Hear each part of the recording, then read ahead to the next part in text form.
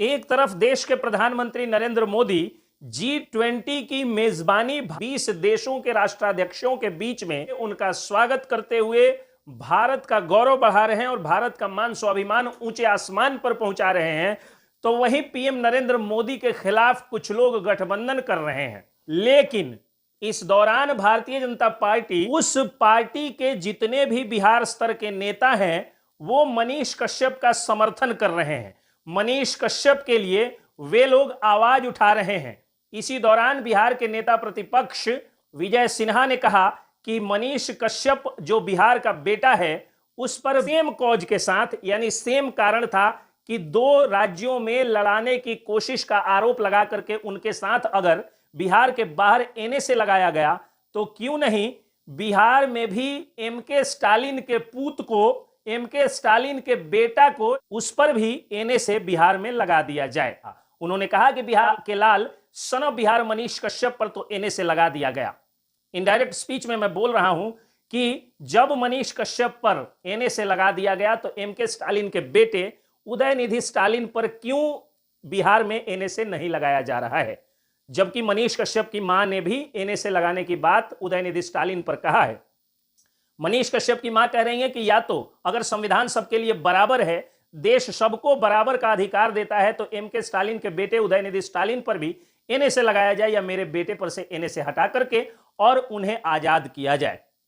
लेकिन इस बात का जवाब न तो INDIA गठबंधन के किसी नेता के पास है, न बिहार सरकार के उप मुख्यमंत्री तेजस्वी यादव के पास है, न ही उनके पिताजी के पास है और न ही हमारे मुख्यमंत्री जी के पास है। अगर यह सवाल सिर्फ हम पूछते, यानी वकील सह पत्रकार SK पंकज पूछते, तो आप कहते कि जब यह बात बिहार के नेता प्रतिपक्ष विजय सिन्हा ने कह दिया, तब तो आंखें खुलनी चाहिए। और मनीष कश्यप, जो कि एक देवदूत के रूप में जिन्हें बिहार की जनता प्यार देती है, जिनके बारे में माना जाता है कि वो सनातन धर्म का, बिहार का और देश का, राष्ट्रवाद का झंडा हमेशा बुलंद किए हैं, उनका समर्थन करने वाले भारतीय जनता पार्टी के नेताओं का नाम शोहरत, उनकी इज्जत में दिन दुनी रात चौगुनी इजाफा हो रही है। तभी तो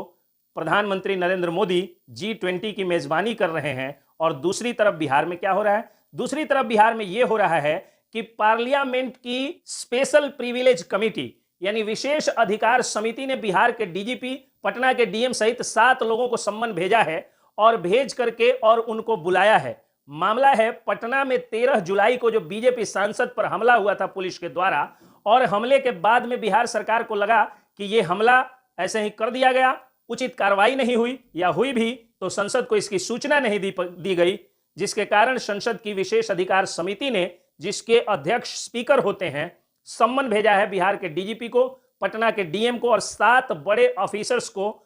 सम्मन भेजा गया है कि जा करके कारण बताना होगा। और मैं आपको बता दूं कि संसद की जो विशेष अधिकार समिति होती है, संविधान के आर्टिकल 105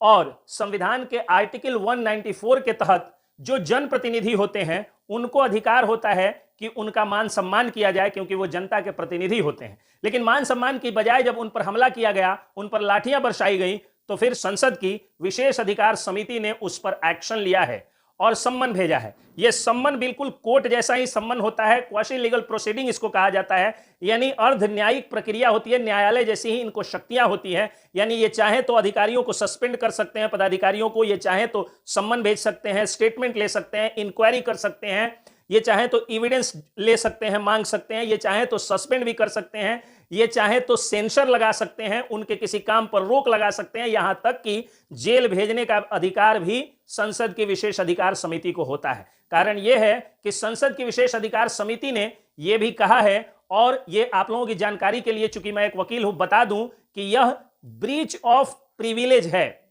यानी विशेषाधिकारों का हनन है, या यूं कहें तो कंटेम्प्ट ऑफ द हाउस है। यानी यह संविधान के द्वारा प्रदत्त शक्तियों का और संसद का की यह अवमानना है, जो बिहार के अफसरों ने कर दिया। आपको पहले भी याद होगा कि अनिसुर रहमान नाम के एक शिक्षक अभ्यर्थी पर अपने पटना के एक ADM साहब ने बुरी तरह से लाठियां बरसाई थी, और उसमें कोई खास एक्शन नहीं हुआ। एक्शन के नाम पर एक पद से हटा करके दूसरा पद दे दिया गया, यानी उनमें कोई, उनके जो है वो पद में कोई कटौती घटौती, कोई जेल, कोई विभागीय प्रोसीडिंग्स इत्यादि नहीं हुई। तो जाहिर सी बात है कि बिहार सरकार को यह आदत पड़ चुकी है कि किसी भी तरह का